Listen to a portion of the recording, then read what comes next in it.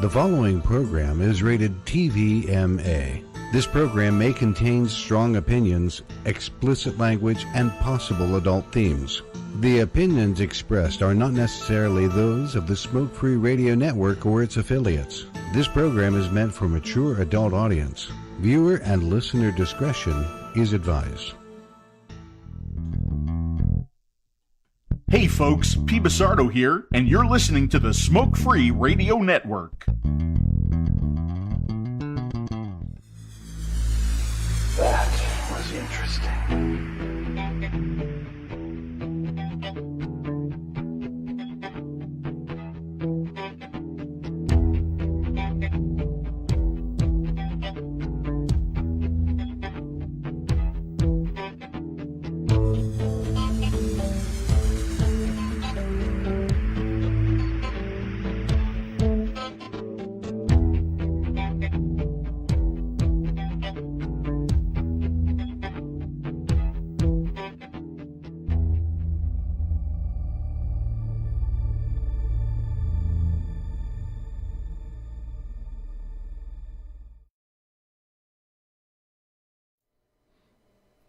Hey everybody, good evening. Mike Peterson coming back at you again with another edition of Vaping in the Mic. Been a busy week, everybody I know has been up in arms getting things done, which I find ironic in its own way, because it has been. But tonight we have a guy that is going to help talk about something that is, I guarantee you, going to be near and dear to everybody's heart: flavor bans. And we are, tonight, if you would, help me welcome Mr. Andrew Osborne. Now, Andrew is the Vice President of the New York State Vaping Association. Andrew, how you doing tonight? And do you prefer Andrew, Andy? Yeah, most people call me Andrew. That's my professional moniker, if you will. Okay, not a problem. I just like to check with people because sometimes they shorten their name or they have a different kind of thing. This evening, you and I are going to cover some in-depth kind of things. The most recent that just was done, and it couldn't have ended more than 20 minutes ago, was the Suffix County flavor ban. You gotta love your four-footed friends. Man, I'll tell you what, I've got one that does the same thing. Hops up, jumps up, and if it's there, it's no problem. Now, overall, the first thing that I want to talk about, the big one, is the New York State flavor ban. Right? That one, they're looking at trying to push that. They, if I'm not mistaken, they had it online. And like they were going to go for it for like 24 hours, and then they pulled it off because it didn't have correct verbiage or some garbage in it. Is that true? Yeah, that is true. And I mean, to really look at the flavor ban in Albany, the New York State, the statewide flavor ban, you sort of have to go back to last session, and even before that to an extent.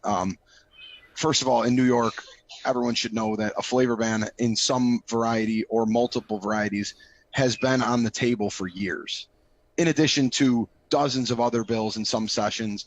Most of the time, none of these things move, but at any given time, New York State has all kinds of bottled e-liquid bans. Obviously, the things that we're aware of, like Tobacco 21 and such, where they're actively working for that in other states. But this flavor ban, last year, the actual bill started to grow legs, so to speak, where right. The Senate ran a complementary bill, and they were working to move it through the New York State Assembly when, I mean, for all intents and purposes, they basically ran out of time with it last year. But I was going to say, last year, moving last year in New York State because the New York State Senate was Republican-led and the New York State Assembly was Democrat-led. With this recent election, we now have Democratic control across all the houses, the Assembly, the Senate, and obviously the governor. So it's going to be a lot more difficult moving forward than ever. And obviously they can push it now because they have the full support of everyone who they need to get it through. But what happened almost like it was like within 24 hours of when the FDA made their announcement about flavors being removed from convenience stores, and New York State put out an announcement in their policy rulemaking. It's kind of a standard annual report that they put out for things that the departments are asking for emergency legislation and things like that. But the number one item was this flavor ban. And it's not 100% clear as to why, but almost immediately that proposed law was taken back. And to the best of our understanding, the reason for that is because of what I just described, essentially. Mm-hmm. If our elected officials in the Assembly and the Senate have been discussing this issue for years, essentially, with bills of various types, then the health department does not have the jurisdiction or the authority to propose a law when it's something that's already being basically decided upon by our elected officials, because these people in the health department, they're just bureaucrats, just like the FDA. They're appointed officials. So what they were trying to do, or what it seems to be, is they were trying to just say, well, we're not waiting for them to pass this bill. We're just going to make it a public health issue and demand a law. And I think someone got to them relatively quickly and said, hey guys, legally you can't do this. You can't make laws. And so that was taken back. And to be totally honest, nothing at all has moved or been said about that since then. So it's kind of unclear. It seems that there's some conflict between, like, internally within the governor's office, because the governor's office isn't just handling this flavor ban issue now through their health people, but they've also been the ones who have been tasked with handling the tax issue, which we've been working with them for years on. So I'm not really sure what that all means, but I have a feeling that,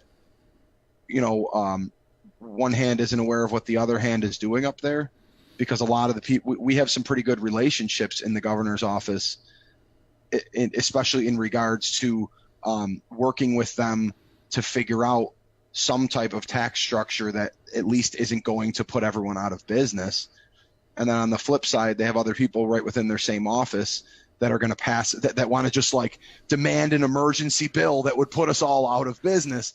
You know what I mean? That it just seems like there's a lot of conflict going on. But I need to ask, since you're talking about taxation, have you caught grief because you're willing to talk and put taxation on the table as some kind of a bargaining chip? Has the New York State Vapor Association caught grief because they're willing to at least think about it?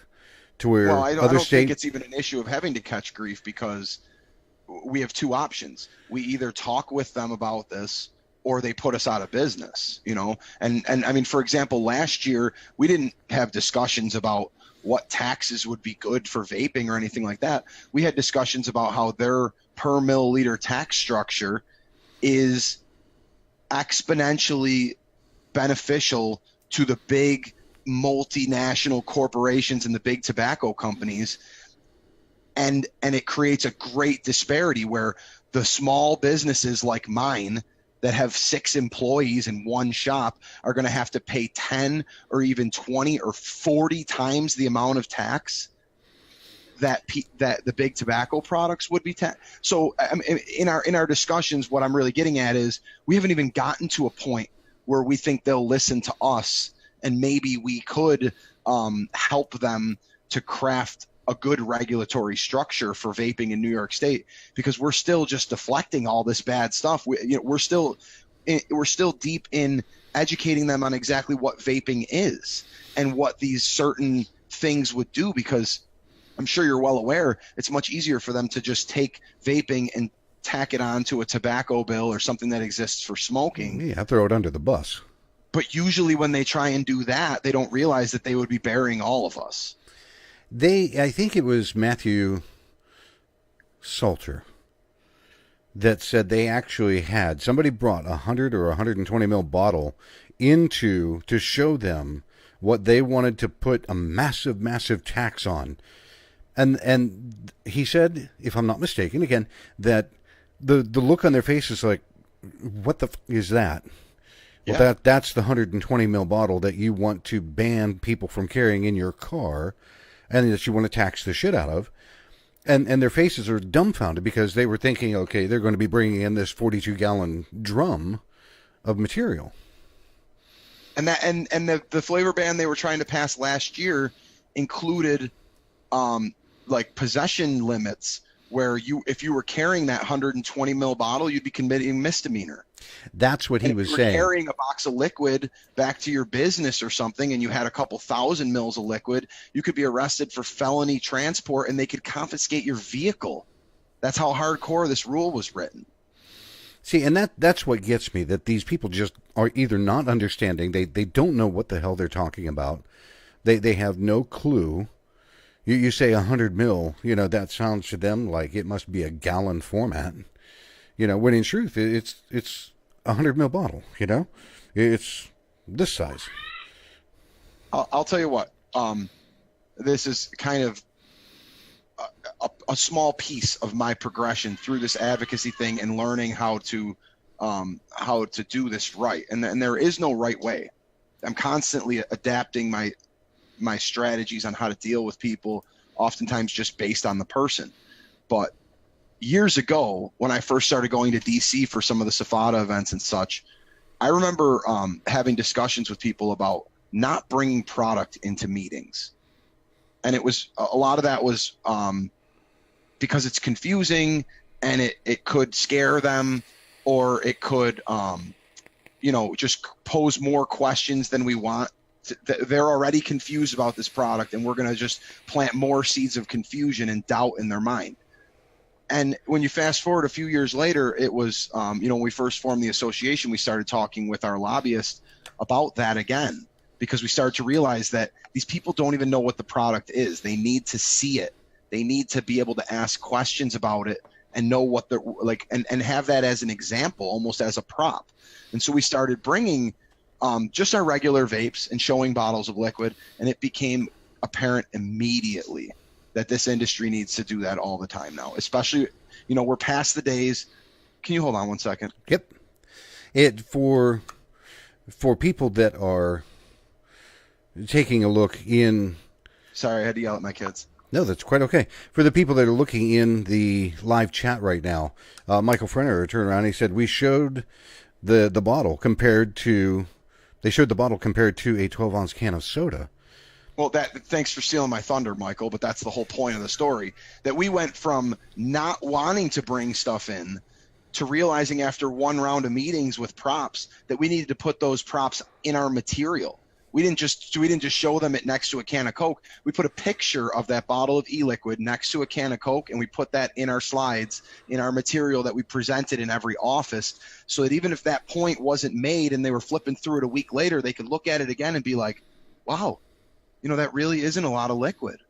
And to some extent, one easy way to make the point of what we're talking about, these bottles of liquid we use are small enough to carry onto an airplane.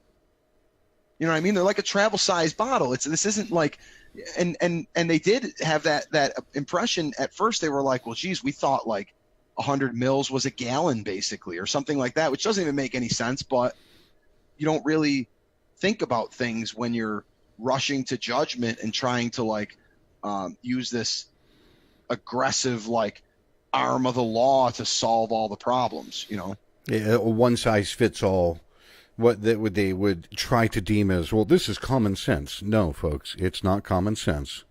And what we've been dealing with for a while is, very much a square peg into a round hole type of situation, except it's worse than that, because they've got this round hole that's already perfectly round, and all the cigarette companies and everything fit right in that hole.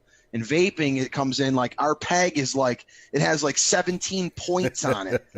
It's never going to fit in that hole. And if it does fit in that hole, they are going to have to break us so much that we will barely have anything left by the time they slide us into that perfect hole and make us into cigarettes like they want us to be.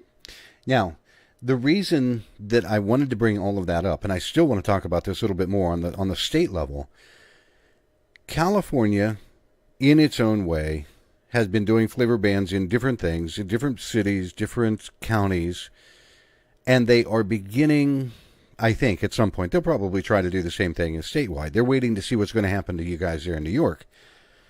But the gist of all of this is, it rolls downhill. It will start in one of the two major places, California or New York, and it's going to roll into every other state on the United States map. Hands down, every damn time. And people don't realize that. They're like, oh, that's New York up there. They're a bunch of whatever, and it's not going to affect us down here. Bullshit, folks. There is no doubt about it. It is going to affect everybody. Now, you say that the Senate is now controlled by Democrats, and they are notoriously wanting to take a knife and stick in the side of the vaping community for I don't even know what all reasons. How bad or how good do things look right now on the state level? It's hard to tell, and we're just getting into some preliminary meetings now ahead of the session because normally we'd like to get in even sooner, but with the election in the election years, it's often more difficult to get time before they're actually working. But the session starts up on the first of the year, so once January hits, we'll have a lot better idea. We'll see the rollout of bills and stuff. For right now, our big concern is making sure that all of these new elected officials who are coming in are getting educated, you know what I mean? Because there's a lot of new seats in both the Senate and the Assembly, Democrats and Republicans, where these people literally are at stage one. And sometimes that can be the best way to get someone is when they're new and they don't have as many relationships or as many predisposed opinions about things. Oftentimes your newer politicians will be younger and maybe more aware and hip to vaping. They may know more people in their own personal life who vape, and that really helps to make those personal connections because if you know people who vape, you're a lot more likely to know that it's safer. And I think that's what's lost in a lot of this is that we say it's safer. They hear it's safer. Now the FDA says it's safer, but they just don't believe it. Right. And unfortunately, that goes back to, long before I was here and long before you were here when they were lying and everyone was believing it. And now all those lies have been uncovered and they can't help but assume that we're the new big tobacco. We're lying to the next generation of kids. You know what I mean? It's disheartening. In a way, I am so proud and thankful that we made the decision to form the New York State Vapor Association when we did. Just to give you a little history, before last year, when we formed in March of 2017, we had a chapter of SFATA up here in New York, which was basically a lot of the same members who would go on to build our association. But I think what's important for us here in New York especially is that our voice coming from a national association based in Washington, D.C. was being discounted. To what degree, I'm not sure. In some cases, it almost seems like completely. But as we started to dig into, what the nature is of having an official New York-based, registered in New York association like this, we started to realize that there's a lot of layers in New York State where they don't have to listen. Where if you're not a New York State resident, constituent, or registered New York State company, they don't even have to keep record that they had a meeting with you. Really? So talk about discounting you when they can literally, if they want, have an hour meeting with you and then take your papers and throw them in the shredder and act like you never went there.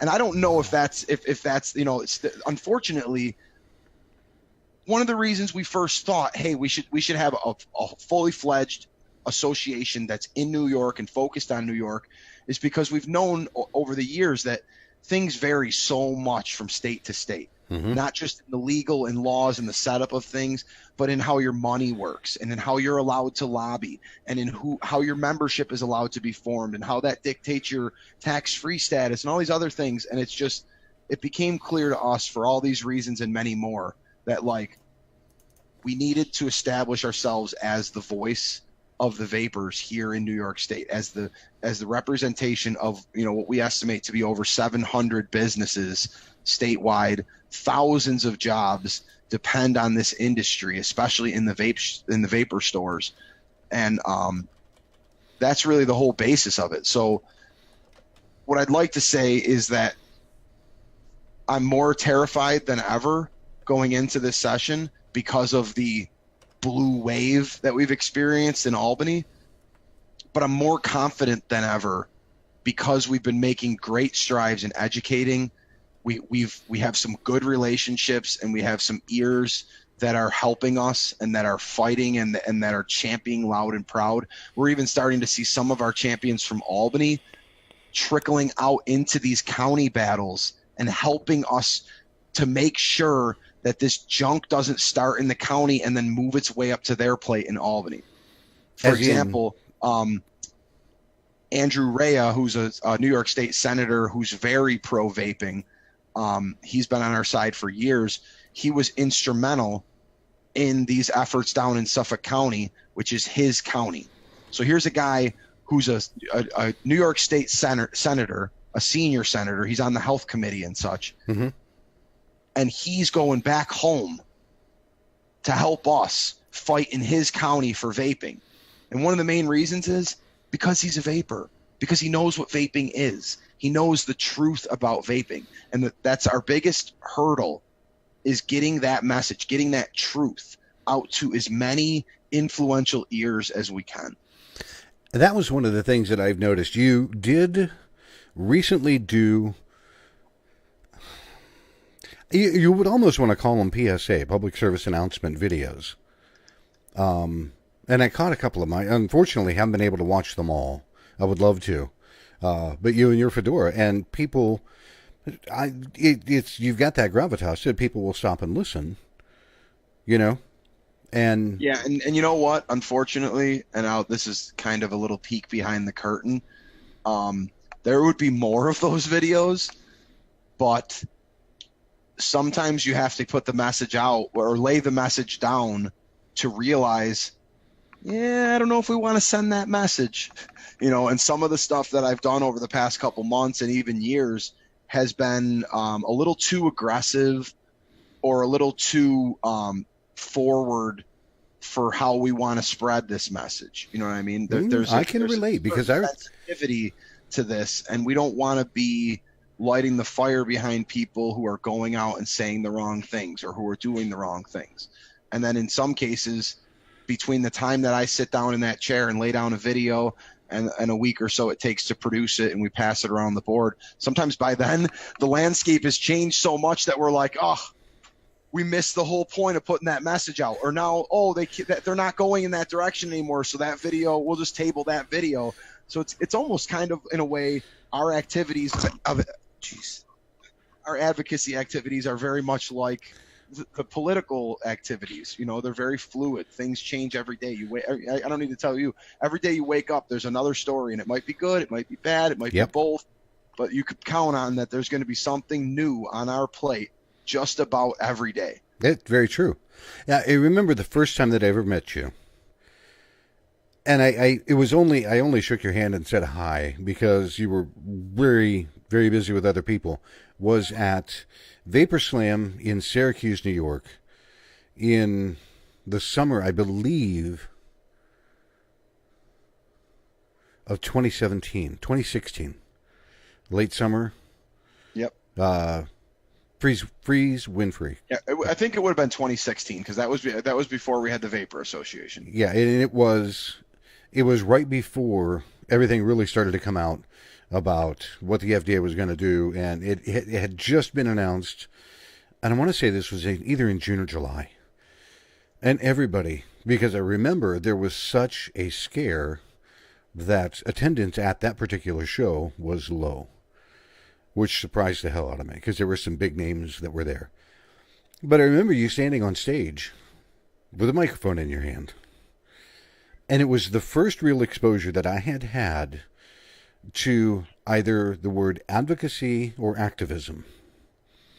And I sat there going, oh my God. Because some of these things I'd never heard before. You know, some of the things that you were presenting, I'm from Ohio. You know, we're so insulated in some areas down here that it's not even funny. You know, the Amish people live, and thank God, Jay Hardesty, the Amish people, some of his folks, live 30 minutes, 40 minutes away from me. So to come there and listen to you and watch you walking back and forth, no holds barred and passionate as hell, I didn't know what to think of you at first. It took me the entire weekend and talking with my wife when I got home and going, now that's a guy with passion. You know, so you took me by surprise. There's no doubt about it. Well, I appreciate that mostly because that's what drives me. That's what keeps me going on whatever this mission that I've been chosen for here is the fact that I know that my words can move people. And the fact is, my words moved you enough that you became a guy where your words now move people. And that's what this is all about. It's literally the same exact thing that we did when we started our shops and when we started our vape groups or wherever you came into this industry. It all started on a grassroots, almost a grassroots fire to, it one strand lights and, everyone around them is going to light up. And that's what I try to do with everything I do. That's why I never turn down an interview. And usually I don't even look into what I'm getting myself into. I don't care. Like, I don't have anything to hide. I can be dirty and vulgar if you'd like me to be, so I can fit into just about any crowd, and I can be very eloquent and professional at the same time. What it comes down to is I don't do this to fight for my business, but I very much started this to fight for my business. So I'm trying every day to figure out ways to take someone, whether they know or not that they need to fight for their business. I want to take that person, get them interested in fighting for their business, but not because they want to stay in business. I want them to fight for their business for the same reason they opened their business, so they can continue to help people, so that they can continue to make this world a better world. Because we don't save people's lives. We say that. We use that as the tagline. We say vape shops save lives. Vaping saves lives. Vaping does save lives. We, the advocates, the concerned consumers, the vape shops, we don't save lives. We just help people to save their own life. That's what's so great about vaping. You don't really need anyone except accessibility to the product. And if you can figure it out yourself, you can literally, by making one lifestyle change, save your own life forever. Mm-hmm. And I think people are so scared now of losing their business that they've lost touch with why they started their business in the first place in some cases. I know a lot of vape shops that I don't know why, but they went clean off the reservation into the latest, greatest, and they forgot about the smoker. It's been a topic that has been running around now for a while, and I get it. I really do. They for whatever reasons, and okay, but they're starting to come back around. They're starting to realize, oh shit, Real quick, Ed West, I don't know if you are familiar with Ed. I don't know. Oh, yeah. He said Andrew's walking on eggshells. So he's saying you're being very polite, I would guess. Well, you attract more bees with honey. Let's get real. I mean, we have enough infighting and arguing, and realistically, there's a lot to debate, especially now more than ever. We could do a whole hour show on Juul, and I'm sure that just between me and you, two vapors, we're going to find a lot of conflicting opinions. I would agree. And that's just one thing. That's one company. You know what I mean? So we're never going to be all on the same page. But the book is all about keeping these products on the market, keeping smokers quitting. We need to stay in the same book, and I don't think it's really so much that we have like malicious people out there that are literally trying to ruin vaping. I just think that there's becoming so much division that we're getting to the point where we think that our friends are our enemies just because we don't agree about something. You know, so if I personally use the Juul and I sell it in my store, and the guy 2 miles down the road hates the Juul and buys into the youth epidemic stuff, we're entitled to that as business. So we're allowed to make the decisions that our business is, just like I'm allowed to sell up to 36 milligram e-liquid, just like I always have. And many of my fellow shops in town, 24 or 18 was the highest they've ever sold. Well, that's a business decision. You know what I mean? That's the same thing as if you want to sell 2 liters and I only sell 20 ounces. Yep. I can't get mad at you because you sell 2 liters. If I want, I could go sell 2 liters to keep up with you, you know, but that's what I'm getting at is like, we need to be aware of what our battles are and who our enemies really are, because we're getting all twisted up with a lot of this stuff. And in the meantime, they might just ban flavors and get rid of all of us while we're so busy fighting with each other.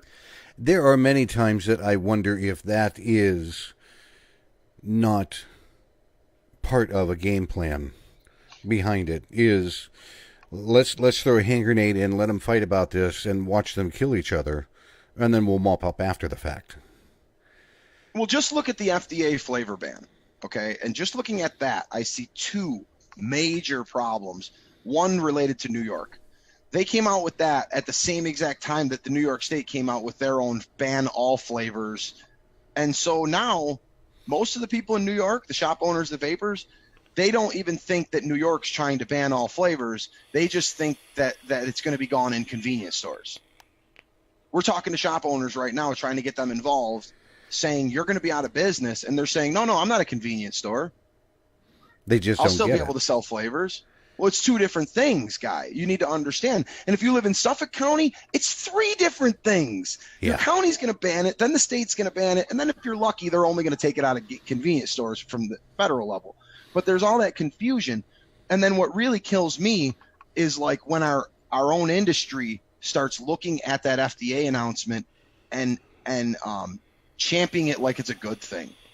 You know, like I understand that maybe whether we like it or not, maybe vapor products are bound for adult-only establishments. But I'll be damned if I'm going to stand by and say it's a good thing that cigarettes are still going to be available in all-age facilities, and you'll have to go behind a curtain to buy something that you use to save your own life from those things that are out in front of the children. Yep. You know, and that's the real problem. And people are like, well, nobody quits in the convenience stores.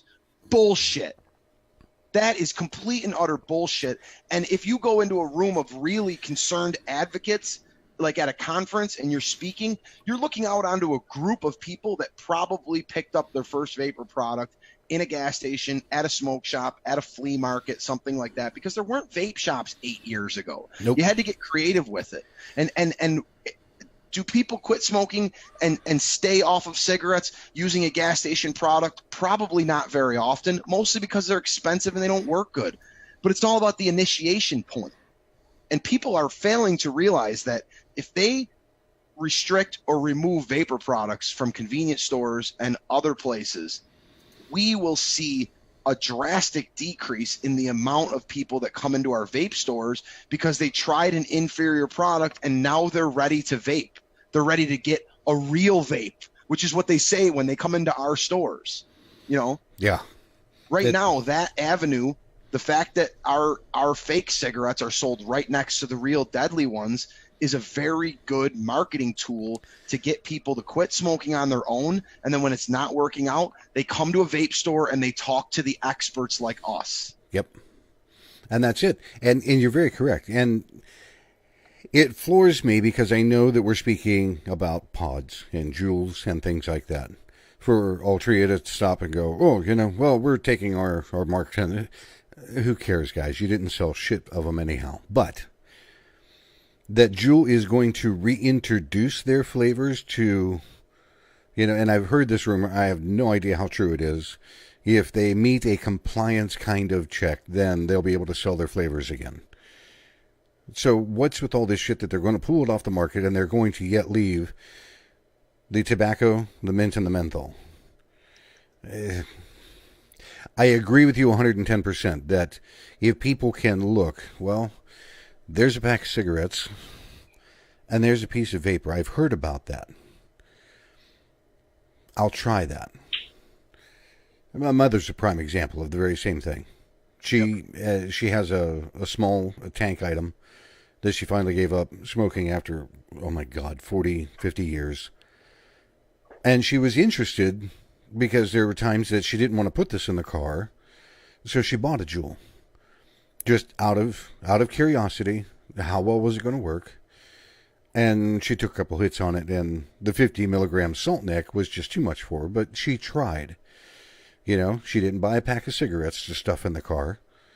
And she's been smoke-free for damn near a year, you know. And I know there are a ton of people still like that. So I agree with you. First of all, I almost missed my flight back from Texas because I wanted to stay and hear what Dr. Michael Siegel had to say. He was one of the speakers at the SFATA conference. And I'm so glad that I stayed because he wrapped up the epidemic thing in a nice little box for me personally. What he said was, there is an epidemic. There's a serious epidemic. And the epidemic is that they're about to remove reduced harm products from the market. And it's most definitely going to result in an increase in smoking across the board, including youth. That's the epidemic. But what he also went into detail, which is what just reminded me of, what he went into detail about was, you know, when you shed their rhetoric, there's no denying that our product is popular with the youth.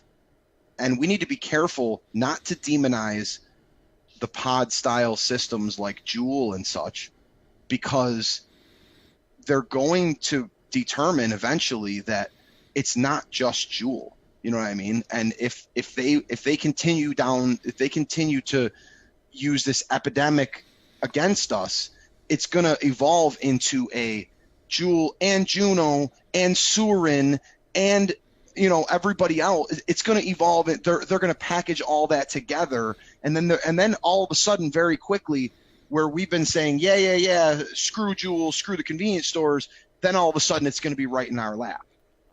And the other point, and the point that validated, which is what I'm mostly concerned about, is we need to be very careful in especially applauding anything they do, because what happens next year when the National Youth Tobacco Survey comes out and they don't see that their efforts to remove these flavors had the desired result of reducing that number? Well, now they're going to come after all flavors. That is something they're not going to get off the flavors thing. The flavors is the best thing they have, because to the public, when you say things like bubblegum and cotton candy and gummy bear, it elicits these fucking emotions that make people want to just burn down the nearest vape shop in protest. Yep. They know that works. Suffolk County, let me tell you what happened. This blew my mind. Yeah. The reason why we weren't present at the public hearing for this flavor ban, the main reason why, was because the original bill that they moved for weeks was not a flavor ban at all. It was actually a bill to increase the fines on retailers who sell tobacco products to underage people. And right before they made the mandatory announcement about the public hearing, on the same day, they pulled that bill down and replaced it with a flavor ban, and then announced that instead. So they literally were going to pass a bill that might actually help find these bad guys out of business. And then the public health groups got in there and said, no, gummy bear, and they switched it on us. And thank God, with the support of our industry, with the help of our association, that thing is tabled, and I don't think they had any idea the amount of support that was going to turn out there in Suffolk County against this bill today. No, they didn't. I mean, I want to throw a huge thank you out to the Matthew Elliott, Matthew Salter, the guys from the Legion, and all of the Long Island group. I don't know, they used to be a coalition. I guess they're not anymore, but we might be putting the coalition back together now with this big win. I personally with these guys and a bunch of other people, have spent hours and hours every night for the last week on the phones, hashing all this out. Our arguments were not just clear and concise, but they were planned to the point where we had a call 2 nights ago with 21 people on it, I think. And we were literally saying, who wants to talk about this? Who wants to talk about that? And then we were giving them the information, the slides, the science, the data. So we weren't stepping on each other's toes. Everyone had a topic to speak on. And from all I can tell, it worked. We got our message across. We're going to talk about that here. We'll make it till after Christmas now, at least. We don't have to worry about this stuff through the holidays, thank goodness. Yep. That's something that I want to talk about all on its own. So I tell you what, we're going to take a couple-minute break because I need to do our sponsor slide for Smoke Free Radio, because without our sponsors, well, I couldn't do what I do, and they help a great deal. So give me just a minute. I get all my software here. We're going to take just a quick break, and we will be back here in just a minute.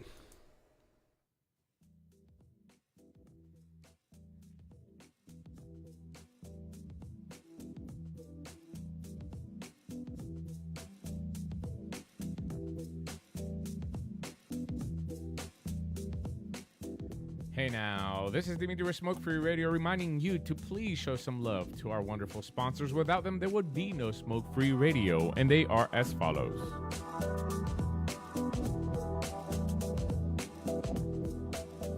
All the way from Florida, Moon Mountain Vapor, with locations in Florida, and their liquid available for wholesale and retail, moonmountainvapor.com.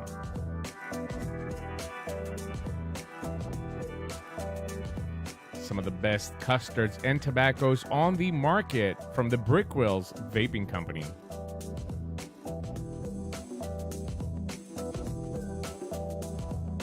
The lovely Shell with a vapor bar, locations in Texas, Virginia, and West Virginia. And of course online at thevaporbar.com.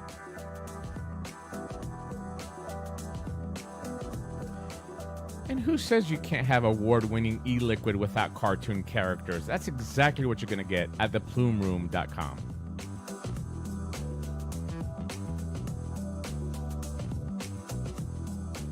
And finally, of course, the Vaping Advocate magazine that has generously provided the telephone lines for you to communicate with us. Thank you for your support.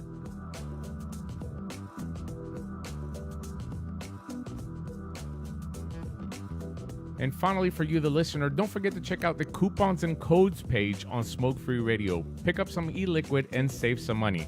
From all of us here at Smoke Free Radio, thank you for your continued support.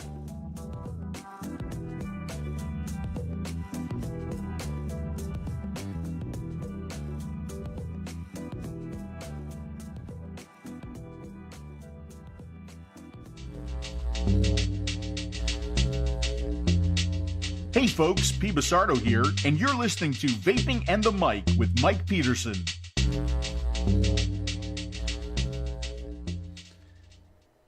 Thank you, everybody, for tuning in. We're coming back from our break.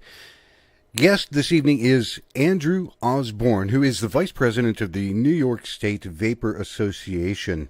And we've been talking in general about the overall state ban that they want to try to propose in New York. But right now, I want to talk more specifically about what just happened today. As Andrew had said, they had the Suffix County wanted to do a complete flavor ban, and they had an open meeting. And there's a couple of things about this. Number one, and these are some facts and figures that I'm picking up from Bill Tarling. And it's amazing because Bill Tarling lives all the way on Vancouver Island in Vancouver, Canada. Has absolutely no shop, no flavor line, no nothing. Okay, and this guy pays this kind of close attention to things. But Bill had said that some of the comments that they came across, one was that this was a record turnout for presenters. So there were so many people from the vaping community that it was unreal. It set a new record for how many presenters. Now, here's the second thing. Just on the vaping side, they had readings and whatnot beforehand, but just discussing the vapor side was 4 hours and 20 minutes in length tonight. And most of the people talking were from the vaping community in support of vaping. Now, let's take a look at contrast. When they had this done in California, fewer than 15 people showed up, and they got railroaded. And we see the results that happened in flavor bans out there. San Francisco. I would cough, but I won't even bother. There was a second thing. In their closing comments, and I had this all nice and neat and handy. In their closing comments, in the commentary, they ended up tabling this stuff. And like you said, Andrew, I think until after Christmas time. Right? Did I lose you? Yeah, am I muted? No, okay. You're good. Oh yeah, that's my understanding is, well, now that it's tabled, and I don't want to give bad information, because even like I was saying before, from county to county, things are different. But now that this has been tabled, they can bring it back up in the next health committee meeting. So we'll need to follow up, and we'll need to continue on this. This isn't gone. Tabled and killed are two drastically different things. Right. But at least we now have the time. We've had an opportunity to have our message heard and to share the real science and the data with them. And now we have the time to follow up and to answer any of their main concerns, and frankly, to move forward, like we were saying, with establishing the fact that this industry is not against regulations. This industry is in favor of common sense, science-based regulations that will help to make these products safer, that will help to ensure these products are not in the hands of our youth. I mean, our industry, for the most part, not just now, but always has supported the idea of regulations. And I know a lot of people who had shops and businesses back in 2010 to 2012, long before any states had passed age laws, and nobody was selling to kids back then. A lot of people were getting their tobacco licenses just so they could get the signs and have it be clear that this is an adult product and it's meant for adult smokers. But we don't want them to think that we're out here and we prefer that this just stay the wild, wild west, because that's where they come out and they just want to put us down and not work with us. And we need them to work with us and be sensible so that these products can stay out there for everyone that needs them. It was one piece on their commentary that they said they were surprised that vape shop owners were willing to work with them to find a common ground. I think because of all of the bad press, because of all the negativity, because of all the crap that they've seen in media, they expected, I don't know what kind of stereotype, but they expected stonewalling, to where vape shop owners just wanted to give the finger and mouth off, and that's not what was actually presented at their meeting. They were surprised that there's a willingness to find an answer, not just screw you, go away.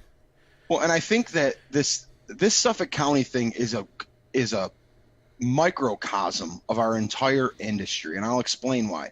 You brought up California. Yep. And I understand that California has had success in passing these, mostly at city levels, I think. And cities are even more difficult to deal with than counties, because cities have even less requirements as far as how much notice they have to give you. Do they have to give you time to speak? I mean, they can just lock you out. The city level, some cities can literally vote in the middle of the night and put everyone out of business if they want to. Mm-hmm. So the cities are real tough.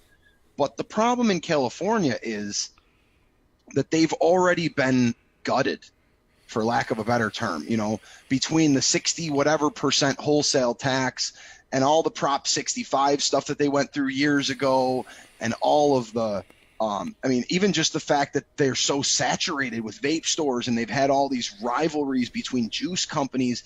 It's like a worn out battlefield over there, and there's not very many healthy troops left, and that's part of the problem.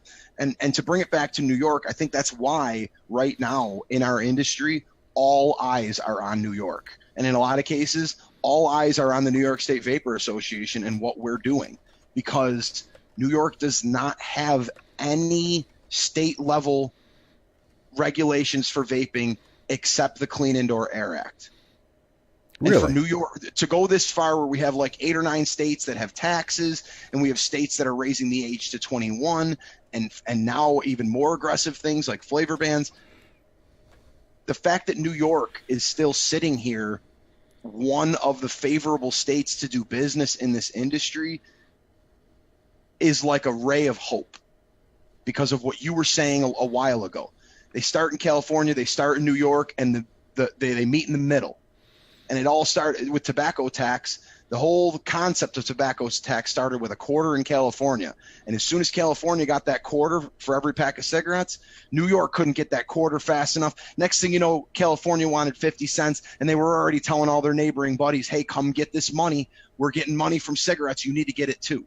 And so what you said is very true. What happens in California and New York is very much the model and the pattern that they use in all the rest of the states. And oftentimes they'll use that to roll it up to the federal level once they get enough states on board. Mm-hmm. So in New York are at such a critical point.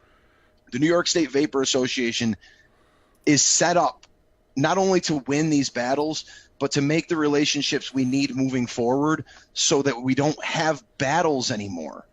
I think that's the goal, is that we have discussions, we have negotiations, we work together as an industry and as a government to decide what is necessary to ensure the safety and the efficacy of these products. And then from there, hopefully, we can prove to them that if they let us do what we've been doing already for years, we are the solution to the tobacco problem all in one place. They don't need to look any further. And so I think that, I'm really proud of our efforts, and it wouldn't be possible without our great board, our awesome lobbyists. And, and I think that's something that every state is going to need to get hip to really quick, is like, we need to get these lobbyists enabled. We need to get them educated, because when you hire a lobbyist, chances are they're not a smoker, they're not a vapor, they don't know anything about our battles, about our products. And so there's a certain learning curve when you first get a lobbyist, where you have to train them, you have to teach them what they're fighting for, and with our product, it's a lot more in depth to teach that lobbyist than with something like cheese or something they might be more familiar with, Mm-hmm. So I guess what I'm really getting at is we were sort of forced into doing this, and we've been building our support group all along as we go. And in a lot of ways, we've been lucky that we still got our head above water over here. But if you're in a state that isn't organized and you think that they're not coming after you because you live in a gun state or there's a lot of Republicans, don't think like that. Don't think like that at all, because there's states that have, there's states that are tobacco states and that are red states that already have taxes. And there's states that are aggressively moving to do these flavor bans and to pass other laws that will demonize these products forever in the eyes of the public. And so it's our responsibility not just to fight, but like, if you don't have battles to fight, then you are in the perfect situation to organize yourself, get the shop owners together, and you don't have to fight. Yeah. You go in and you can educate, you can have peaceful discussions, diplomatic conversations, because they're not trying to fight you. How do you figure? Well, let me ask that one in a minute. I'm going to spark somebody that just joined into the chat room. During this open air kind of meeting that took 4 hours and 20 minutes, somewhere along the way, in opposition to the vaping industry and trying to give reason why it should be a total flavor ban, somebody held up a bottle of cotton candy e-liquid that was totally wrong branded, poorly. And I don't know who it was. I forget, and I wish I would have written it down, but I do remember they held this bottle of cotton candy e-liquid up, trying to convince people that the entire vapor industry is nothing but child appealing, is what they call it. We say it's not good, in other words. But when they do something like that, that's what the media grabs hold of. That's the photograph. that would hit a front page. And we as an industry have to stop and find some way to be able to self-regulate for the people that are putting labels on their bottles that should not be. We need to find a way, but that's the hardest part, is we don't have any way to enforce. Well, we have one good thing on our side with that. What's that? Of all of the 500 pages of FDA regulations and all of the different things that we're being asked, the two things that we're seeing the most enforcement on are ID stings and them coming after these bad actors. And you're seeing it week after week where they're adding more people. They're sending these letters out, stop making this crap, you know? And I think that a lot of that is because people in our industry are probably directly sending some of this junk to the FDA. And when they have it right in front of their face, they sort of have to act on it, you know? So I think that, you know, that's one good thing. We've talked for years now about when are they going to enforce? How are they going to enforce? Are they going to come into our stores and take these products that weren't on the market before such and such a date? All these things. Yeah. But it's nice to know that with the little bit of enforcement we're seeing, they are actively moving to shut down these bad actors that are making all of us look bad. I would agree, but let me Maybe ask not you a fast question. enough. I know the FDA is ramping up to do all of these things. In your estimation, just as a guess, when is the FDA actually going to level a significant fine against anybody for misbranding, IP theft, post 8816 liquid? I know the letters are going out. I don't know, and like, I guess if someone wants to try it, you know, one of these companies that's getting a letter that says stop doing what you're doing, cease and desist immediately, whatever, if one of those companies wants to throw up the middle fingers to the FDA and keep doing what they're doing, then I guess we'll see what kind of action they take against a company like that. I would assume that if they're sending cease and desists with dates on them, that they're sending someone to follow up and make sure that they've taken some action in rebranding their product or whatever. I agree. I mean, from our perspective, though, what can we do about that? I think the only thing we can do is what I've been seeing more and more of: people giving up on it, people standing up against it, people going to other shops that sell these questionable products and letting them know how bad it makes everyone look. You know, unfortunately, the problem I made, or the problem I always bring up with this is,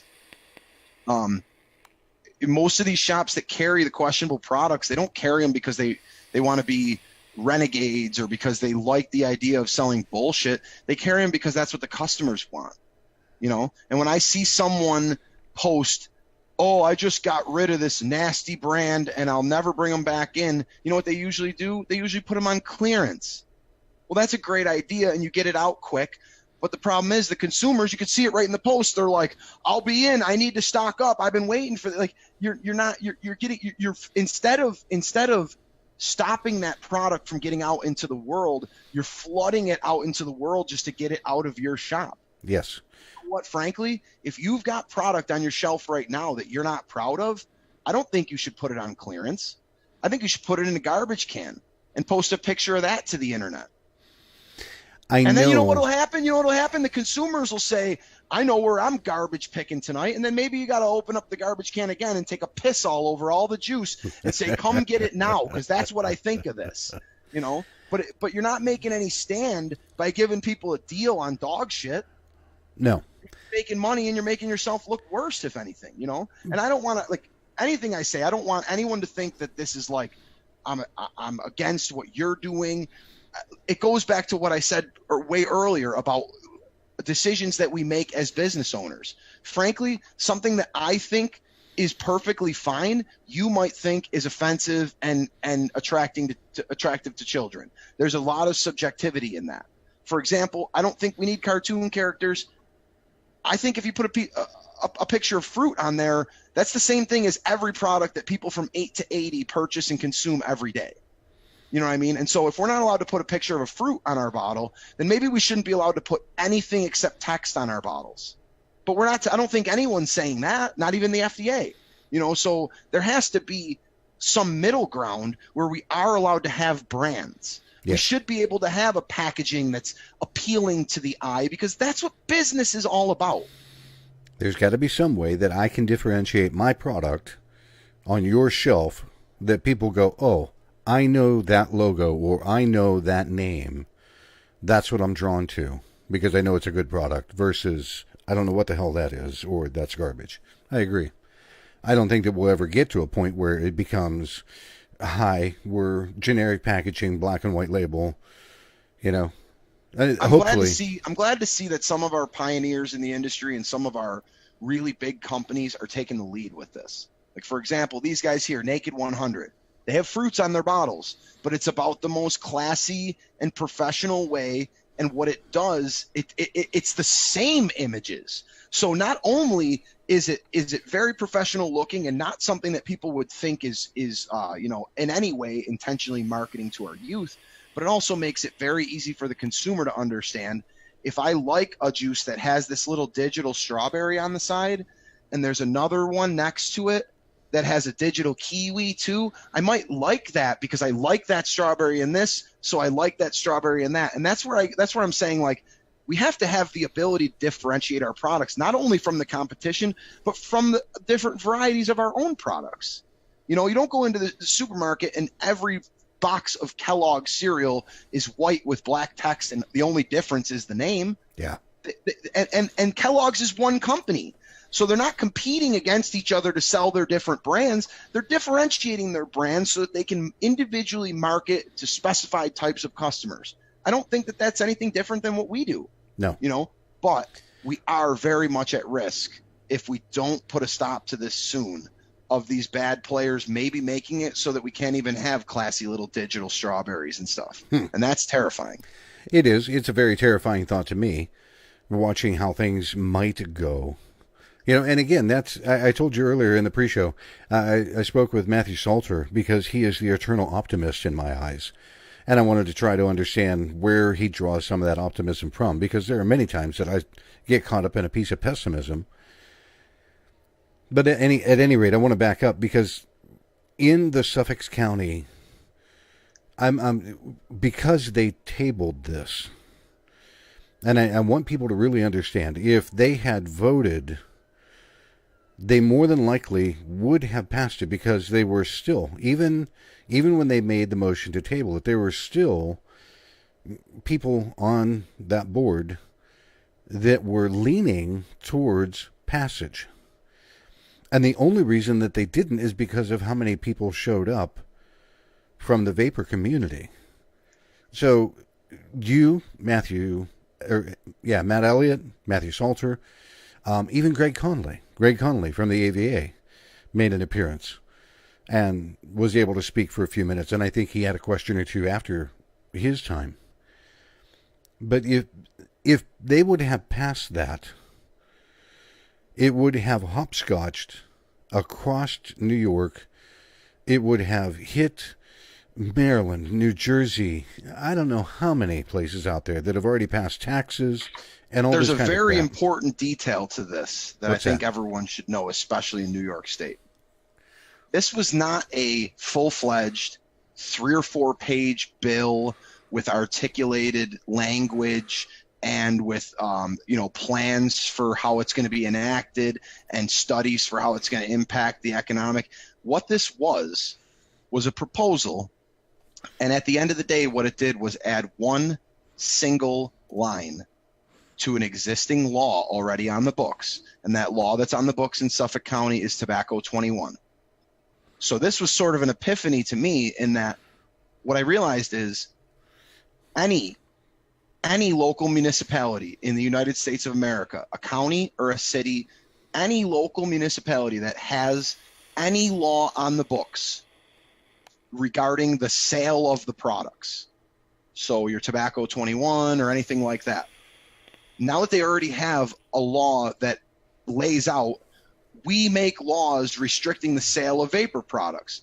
Now they can easily amend that law, sometimes with just one line, and pass a new law that puts everyone out of business. And that's terrifying. I mean, I sort of feel bad because we don't have Tobacco 21 up here in our county. So there could be a point where if this does move across the state, I could be sitting here in one of the last remaining counties that still has vape stores because they have to work the right way to pass a law in our county, where it's easy in all the dozen or so other counties that already have tobacco 21 to just ban flavors and be done with it. You talk about T21 that just passed in Cincinnati, Ohio, and it's going to cause havoc now. And I think even James Jarvis in the chat would agree that now other cities, other municipalities, other counties are going to look at this and go, oh, this major city in Ohio managed to get this done. Maybe we should do the same thing. And like you're saying, all it takes then after that is an amendment to it. That's scary shit. I don't care who anybody and that's is. why we need to organize. We don't just need to organize at the federal level with our national associations, which we're doing a better job. We don't just need to organize at the state level with our state associations, which we've been doing a better job. These shops and these vapors, they need to come together. We need to come back together. Like, we need to revive all of the old vape groups that are out there. There's probably 1,000 vape groups that are titled Western New York Vaping, Eastern New York Vaping, Central New York Vaping, New York City Vapors, and every state has that. You know what I mean? Mm-hmm. Every state has their Buckeyes Vapors Club and their, whatever you like. We need to get that going again, because this win that we just had in Suffolk County is proof. If we can't utilize the local people, the boots on the ground, if we can't get some people that are in the area to move and act ahead of time, we are sitting ducks. And even though our Vapor Association, we have board members scattered all across the state strategically, I can't do much from up here in Buffalo. Suffolk County is like almost 7 hours away from me. And the fact is, if this would have passed committee today, I would probably be taking that trip down next Tuesday for the full legislative vote, because we still would have had a chance to kill this in front of the entire legislature. But we need this type of activity that we saw in Long Island to be like contagious across the whole industry. We need areas to realize that if you're not going to get out there now and teach these people about vaping, then they're not going to learn about it, and they're going to act to kill vaping because they think it's smoking. And that is a very unfortunate part. And I hear people that are in opposition to vaping continuously say these kids are smoking this liquid, and it really irritates the hell out of me. No, it is not smoking. This is a vapor product. That's just one of my personal pet peeves. Well, me and my partner CJ made a series of videos a couple years back that was called Together, Win or Lose.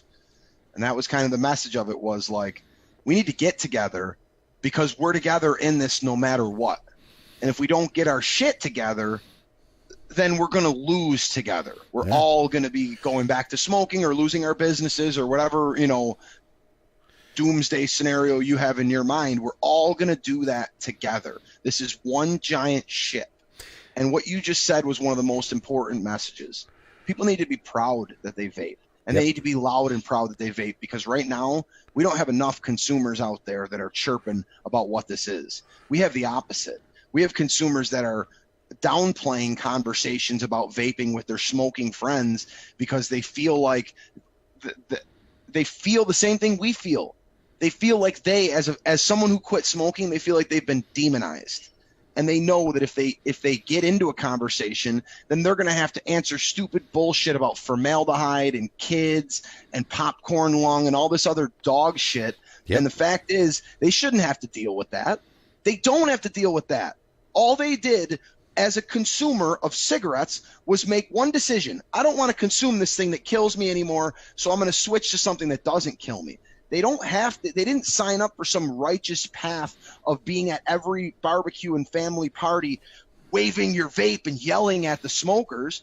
But I think way too often our vape shops are not letting the consumers know the gravity of the situation. We are under a microscope. We are under fire, and these people need to be out there in the world educating like we are. Because you never know when one of your customers might live next door to the mayor. They might live next door to the county health commissioner, and they might play golf with that guy. And if they have that relationship, that's better than any lobbyist you could hire. That's better than any political campaign donation you can make, because that county health commissioner doesn't want to pass a law that affects his neighbor, his buddy that he golfs with. Yep. And that's how we get an ear that will really listen and make a difference, is when we recognize those real life relationships and we pounce on them. If people would actually do that, it would be immensely helpful. There's no doubt about it. Well, we're going to get ready and wrap up for the evening. If you could tell people that are listening, watching, what 2 things would you say to them? Well, I would say, first of all, a lot of people, especially people with stake in this industry, are borderline terrified at this point. Hold on a second. I would agree. There are, and while he's talking with off camera, there are a lot of people that are scared shitless, simply for the fact because they have absolutely no clue where the direction of the industry is going to go. Is this going to be okay? Is it going to go away? If I speak out about it, am I going to get hammered by my neighbor? Exactly. And here's what I'm here to say is there is hope. Most of us who have been around for a long time, like me, in the business, and especially active in this fight, we've seen it get better from the back end. You know what I mean? Where it seems like everything's getting worse and they're always piling on. If you've been around since the beginning and you've been following this stuff, the future actually looked a lot more bleak years ago than it does now. No, there's no lie about that. And my advice to people in this business who already know that they are not going to survive with their current structure of business, make the change. It's not that hard. There's people out there that can help you. I'm the vice president of the New York State Vapor Association, and I still mix e-liquid in my store. And I know that I'm not going to be able to do that forever. And so I have to come to grips with the fact that eventually I'm going to need to find enough third-party e-liquid to have a good enough variety to continue to service my customers and the future smokers that'll walk in my door, or else I will be making a decision that puts myself out of business. If I decide to hold on to my house juice till my last dying breath, that's what I will be doing, is signing the death certificate on my own business and my own ability to help people going forward. I'm not saying you got to just wake up tomorrow and stop making house juice, because I'm not going to do that. But what I'm saying is you need to position yourself in such a way to stay in this industry. Because if everyone is positioning themselves with an exit strategy, there's not going to be enough of us left. There won't be enough voices to get the message across. And then we're going to get to that point where we all lose together. And a lot of that will be because we didn't have enough people that held on and that kept going, because this isn't over. It's not nearly over. It should already be over. But we got an extension. And a big part of the reason why that extension was given was because we needed more time to show what vaping is.